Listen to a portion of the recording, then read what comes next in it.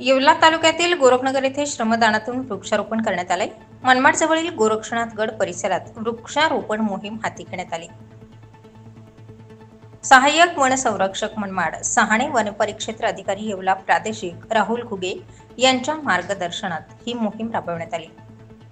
पुण्यश्लोक अहिल्यादेवी होळकर माध्यमिक विद्यालयाच्या विद्यार्थ्यांनी श्रमदानातून वृक्षारोपण केलं। यावेळी अनकाई वसंतनगर येथील ग्रामस्थ व विद्यार्थी यांनी वृक्ष लागवडीवेळी महत्त्वाचे योगदान दिले।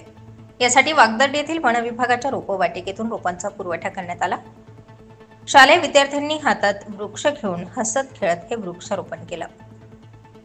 पुण्यश्लोक अहिल्यादेवी होळकर माध्यमिक विद्यालयाचे मुख्याध्यापक दीपक गायकवाड, गाढे, सोनवणे, आहेर, पाटील, गायकवाड, परदेशी, योगिता सोनवणे, दिलीप मामा, अल्लाउद्दीन मामा आदींसह शिक्षक वृंद उपस्थित होते।